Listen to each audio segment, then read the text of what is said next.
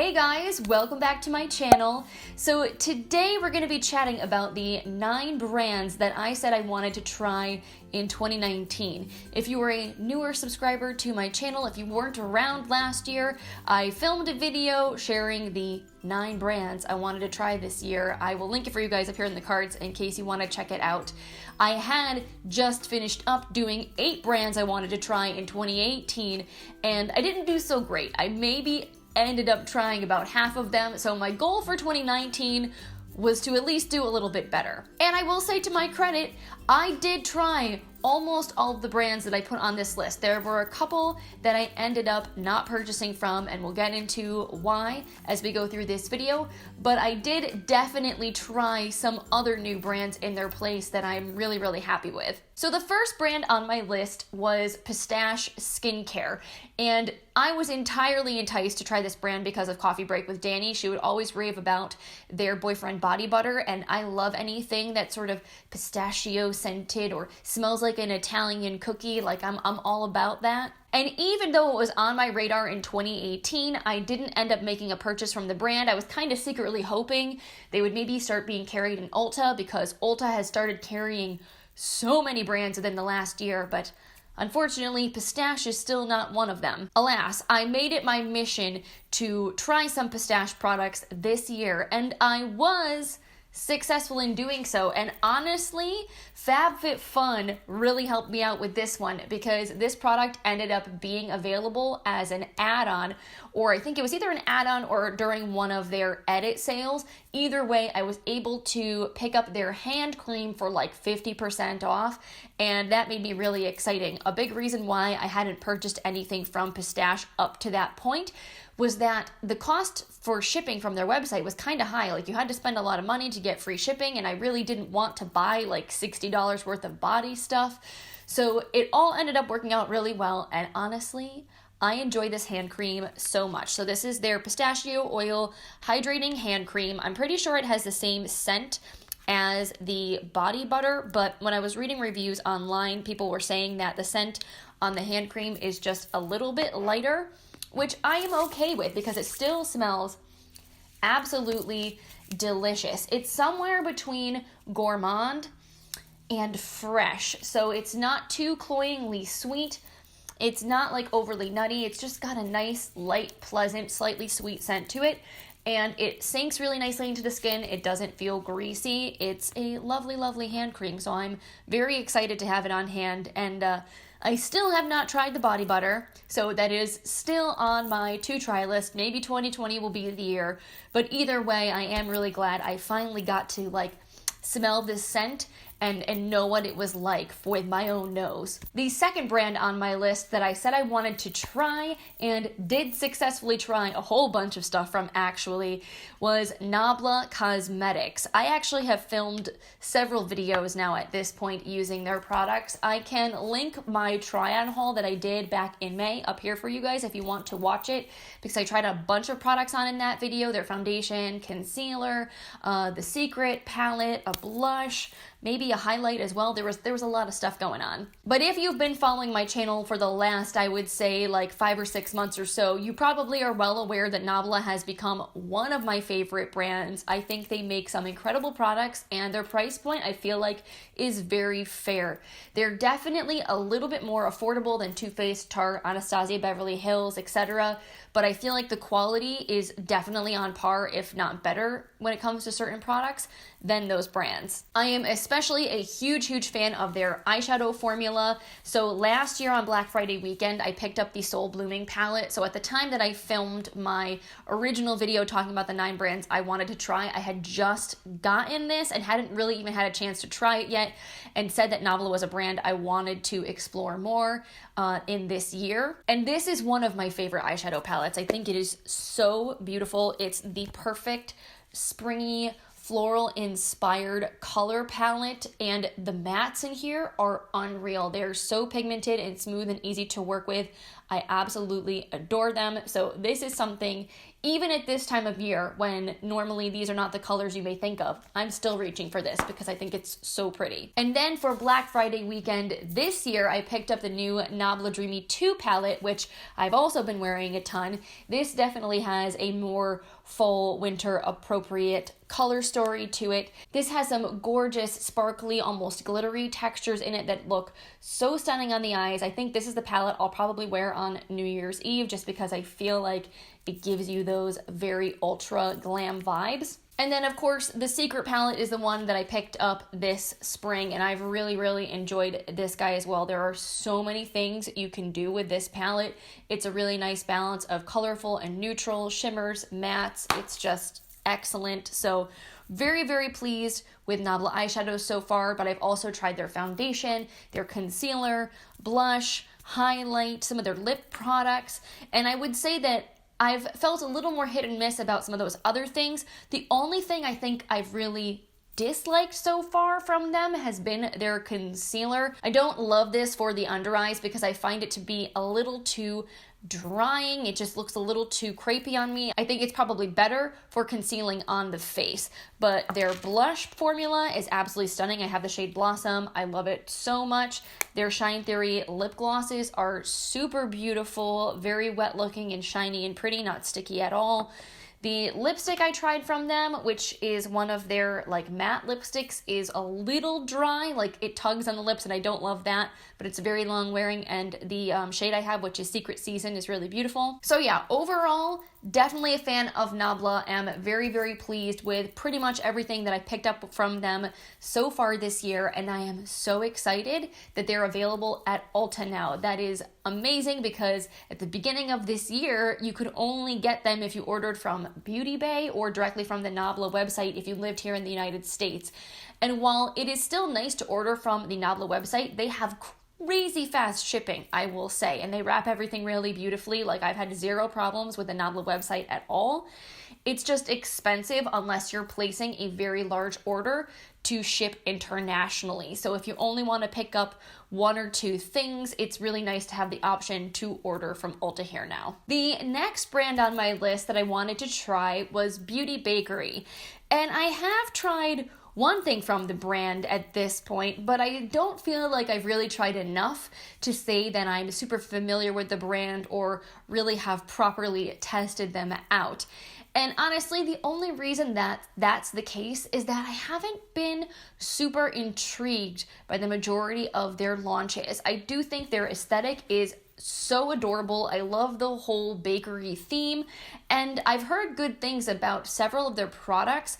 I think it's just one of those unfortunate things where when something of theirs launches, the particular product type that it is something I've just gotten burned out on. So like, for example, I know they have a foundation, but I've just tested a bunch of foundations. I've got a lot on hand, and right now I kind of want to take a foundation break as far as testing new things so I can try to use up some of the stuff that I have. And I feel like it was the same thing with their face palettes. Like, I know Emily Noel has raved about them, but over the summer I feel like BoxyCharm sent us a lot of face palettes and I bought some, so I just got really inundated with those. So it just hasn't been good timing with me and Bakerie for me to be excited about their launches. So I'm hoping in 2020 we'll have a better chance. But as far as what I did try this year, I picked up one of their Cake Pop mini Lippies.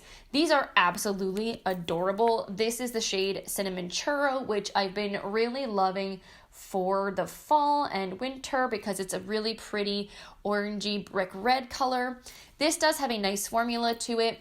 It's a little silicone-y, so as far as the matte lipstick goes, it glides on really nicely and it doesn't feel too drying. It dries down after you've had it on your lips for a while, so I wouldn't say that it feels moisturizing over many hours, but it's definitely not like the most drying lipstick formula I've ever worn. Unfortunately for me, I think I overpaid for this guy. I'm pretty sure when this first launched at Sephora and was listed online, the price was significantly more than it is now. I think it was listed at like $14, which is insane for how little this lipstick is. Like, I have no problem with minis, but if I'm gonna get a mini, I feel like it should be priced under $10, which I think now it is. So unfortunately for me, I think I overpaid for this. But I was kind of able to make up for it recently because I mentioned this gift set, I think, in a new in beauty video.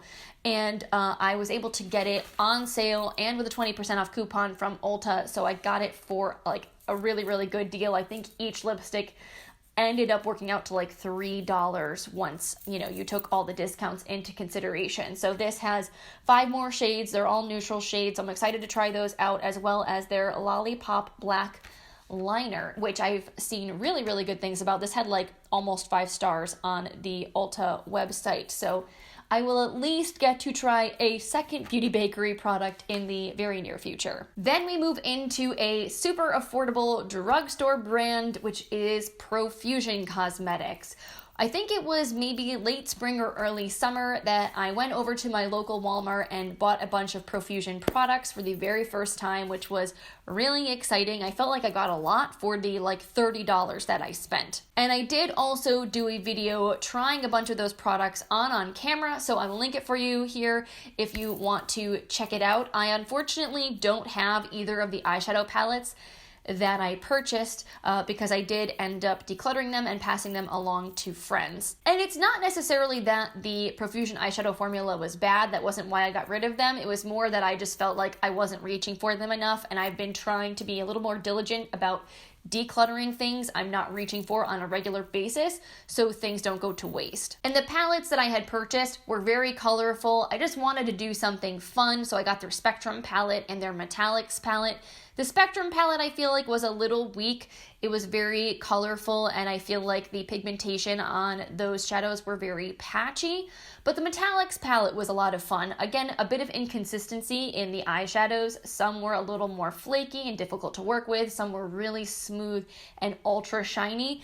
But for $10, you know, it was a pretty solid palette, and the brush that came in there was awesome. Like, it was worth the $10 just for that eyeshadow brush, honestly. But what impressed me most from Profusion that I tried out were their eye sparklers. So these are actually duos that come with a liquid glitter and a cream eyeshadow pencil, and it's $6 for one of these sets, and it's honestly so good. These liquid glitters are the closest thing to the Stila ones I've ever found. Like, I've tried the Pixie ones, I've tried the Flower Beauty ones, I've tried the Milani Hypnotic Lights, I've tried the NYX glitters. Like, I've tried a bunch. I'm a little bit of a glitter fiend, and these guys are the best out there as far as dupes to the Stila, and you cannot beat the price. So this one right here is called Twinkle. This, I think, is a dupe for the shade Diamond Dust from Stila. This one doesn't really have any base pigment to it. It's just got tons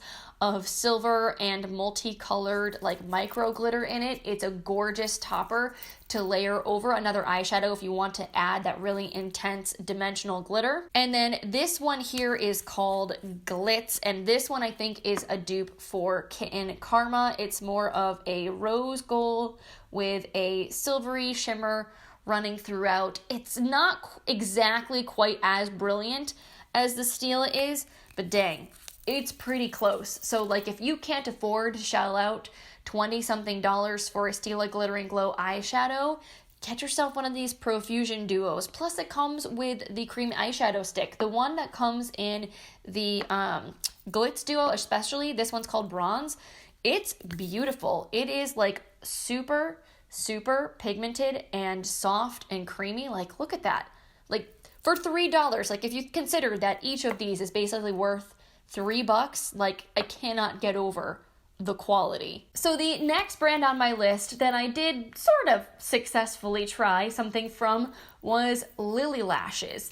I feel like 2019 was the year of falsies for me. I was really into lashes. I've tried a lot of different brands, and a lot of that was because at the end of last year, I had this like really deep curiosity. I enjoyed wearing lashes again, and it still felt like I hadn't tried too many from too many different brands. So this year I went a little crazy, and one of the brands that was on my wish list to try was Lilly Lashes. And at this point, I have tried one pair of Lilly Lashes, but I do have a second pair on hand that I purchased like months ago, but I just still haven't gotten around to trying yet. So the pair that I did try, I actually got in a BoxyCharm box, which was very fortuitous. I think they were sent to us maybe in the February box or the March Boxy Luxe box. I got them.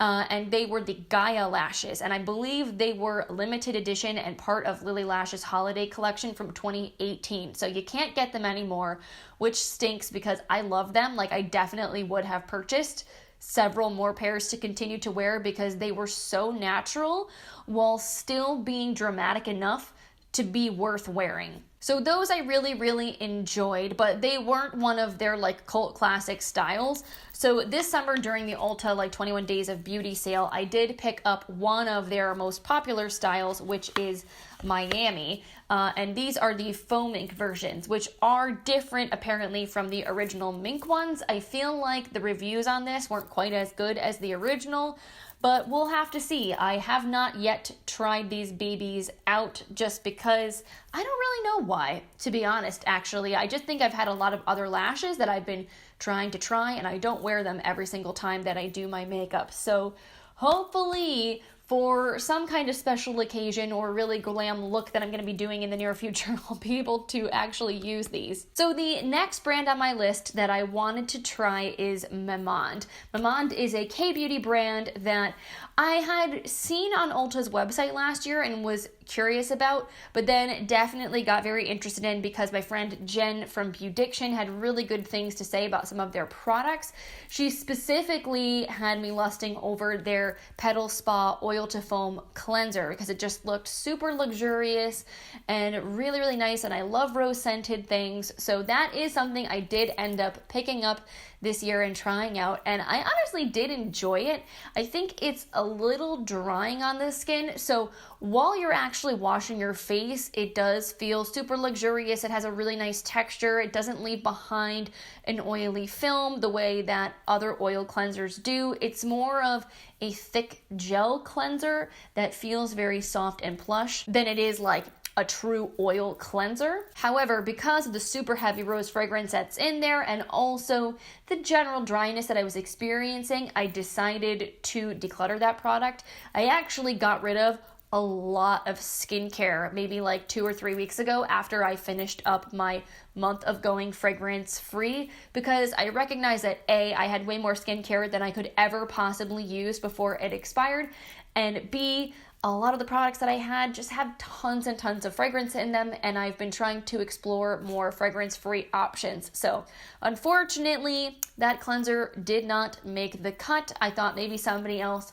would like to give it a try, but I don't think that it was a bad product. Again, I do feel like sensorially it gave you a really nice experience and it does a good job of removing your makeup. I just don't know if it's the best for your skin with long-term use. Okay, and then the last brand that I did actually try from my list of 9 brands this year is Kasia Beauty. Kaja is actually another K-beauty brand that focuses on makeup instead of skincare that I have really been enjoying so far this year. They're priced a little bit lower than your traditional Sephora brands. They're definitely a lot more than drugstore, but they're kind of in that nice mid-range price point, and they have some really fun, innovative, interesting products. So the 3 things that I ended up trying out this year were their brow blowout fiber gel, which is sort of similar to like the Benefit Gimme Brow, but the brush is just like a little bit bigger. And then their Heart Melter lip gloss stick and their Bouncy Bento eyeshadow trio. Now, honestly, all 3 of these products are nice. My favorite of all of them, though, is hands down the eyeshadow trio.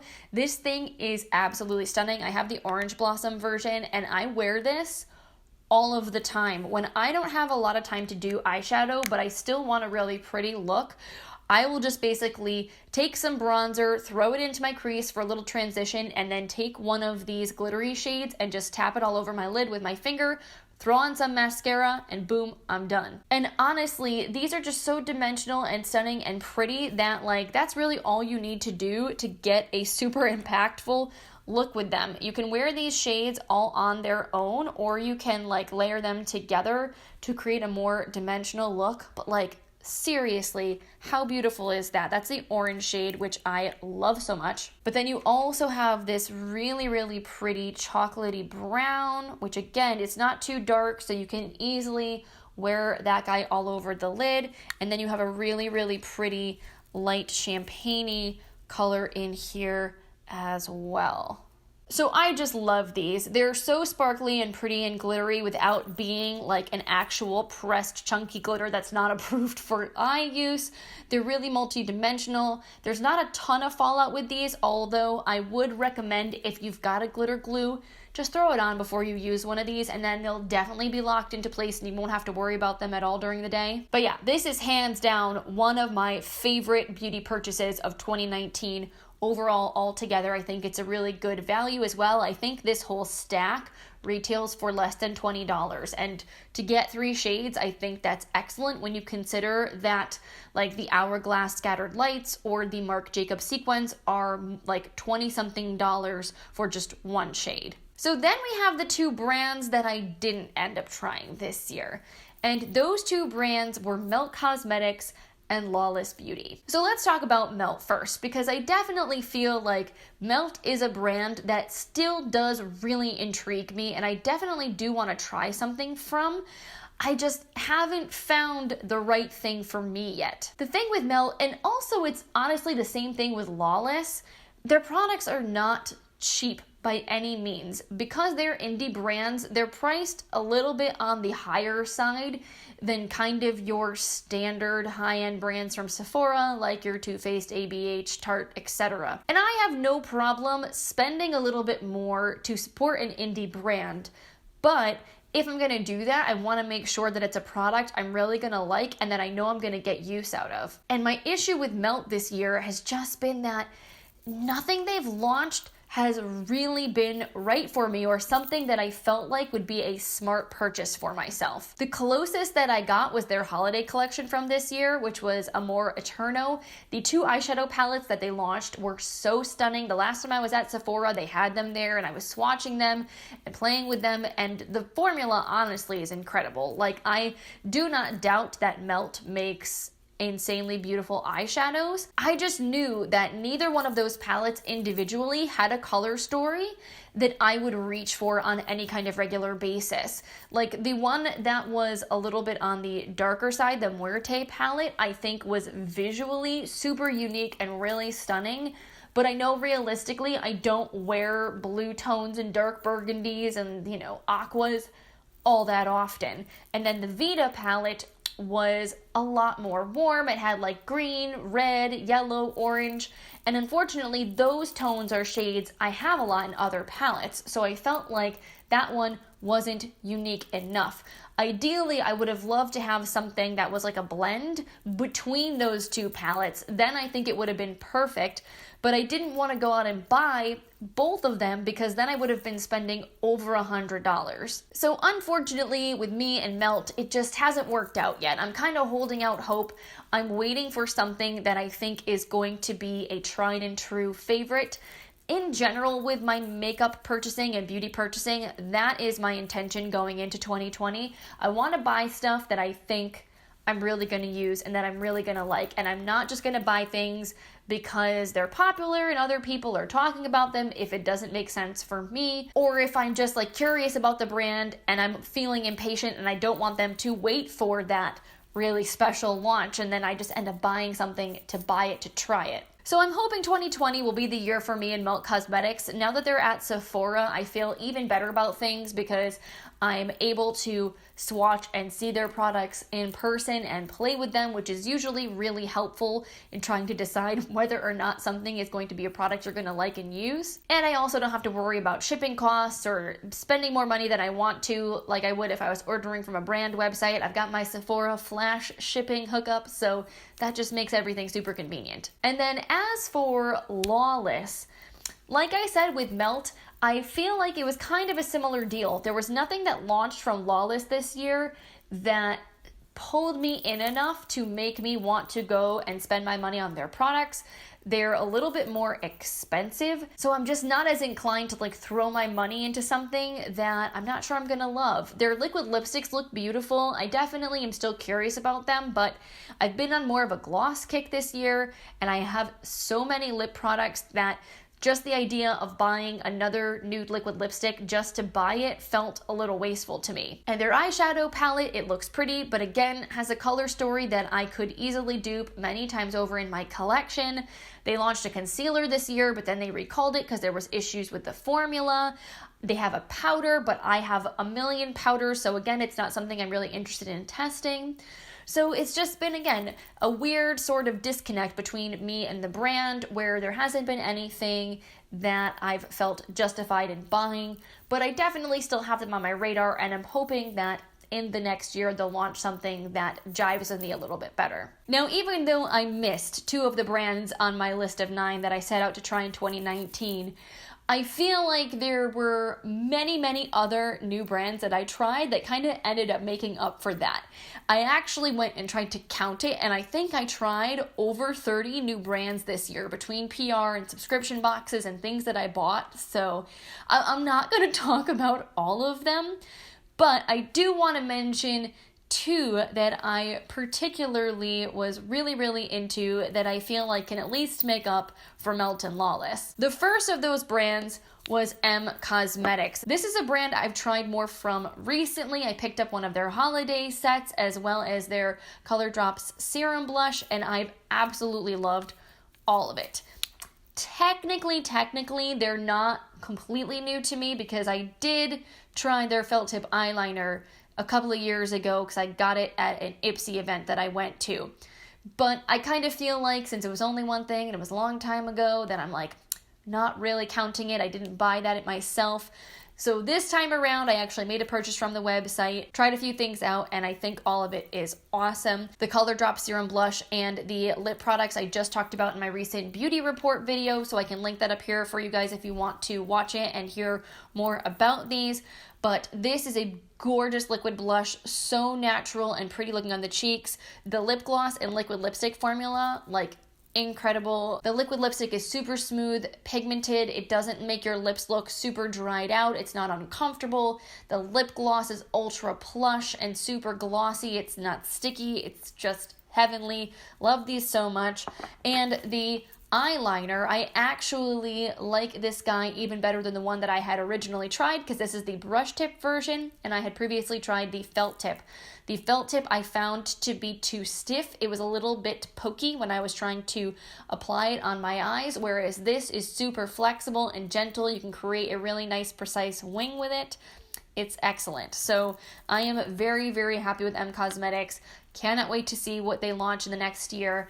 They just dropped a new collection called Magic Hour that looks so stunning. It's taking some willpower to not pick that stuff up. I know I don't really need it right now, so I'm going to try to resist, but I would love to try the blush, especially from that collection. Looks, oh my god, exquisite. And then finally, the last brand I wanted to talk about was Kiko Cosmetics. So Kiko has been around forever, but I think they've been more available in the UK than here in the United States. They did for a while have some actual physical brick and mortar stores here in the US, but none of them were anywhere remotely near to where I lived, so I had never been in one of them. But they started this year to be carried at Ulta, which definitely makes them more accessible. But funny enough, I ended up ordering almost all of these products from the Kiko website because they ended up having even better deals than Ulta did. So I ended up picking up from their summer collection, their Ocean Feel bronzer. This is really beautiful. It's got a nice sheeny finish to it. It makes your skin look really glowy but not glittery.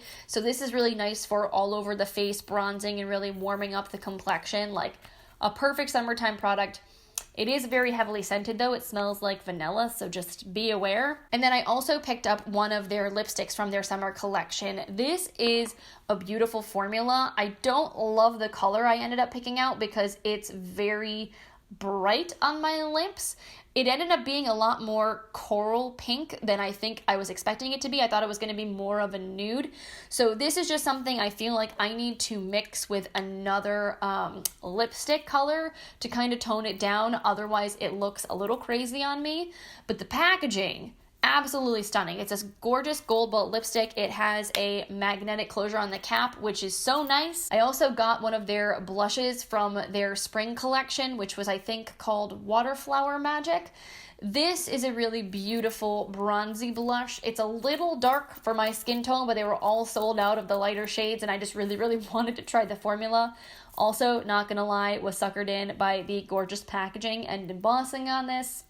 So sue me. But this is a really beautiful, neutral, sort of bronzy, blushy color that you could use on your cheeks almost in lieu of using two separate products. You could just apply this to the apples of your cheeks and it's going to give you that really nice, healthy flush. It's very pigmented. You need to kind of go in with this with a light hand, but it blends out nicely. So I was really pleased with this guy. So yeah, I think that is about it for today's video. Thank you guys so much for hanging out with me today. I hope you enjoyed hearing about all these brands, taking a little trip down memory lane with me, looking back at the products I've been testing out over the last year. And I will also put it out there for any of you who might be curious. I don't think I'm going to be doing a version of this video for 2020. And there are primarily two reasons as to why that is that kind of coincide with one another.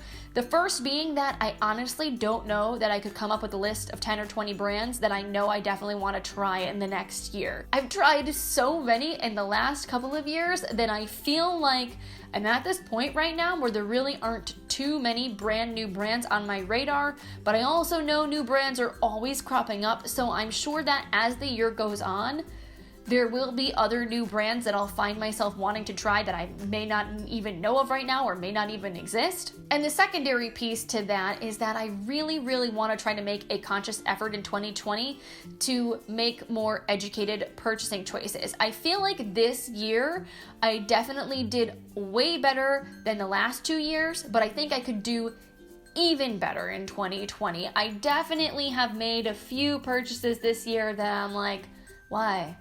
Why did I do that? I really didn't need that, just because it was a product people were hyping up or I was curious about, but I wasn't really sure if I was gonna like it, and I said, what the heck? This year, I feel like I really want to try to buy things that I know I'm going to use, I know I'm going to love, or that I'm really, really, really interested in. So to that point, I don't want to arbitrarily, essentially lock myself into trying things from 10 brands that, you know, come next year, maybe don't have anything that I'm really into. Either way, I would love to know if there were any brands this year that were new to you that you were really excited to try out, or if you have some brands for 2020 that are definitely on your to try list. Tell me all about them in the comments down below. And as always, if you enjoyed this video, I hope you will consider giving it a thumbs up and subscribing if you're new, so that way we can hang out and chat about beauty together again in the future. On that note, I'm sure this video is already long enough, so I'm gonna let you guys go, but I hope you have a wonderful rest of your day, and I will see you in my next video. Bye guys.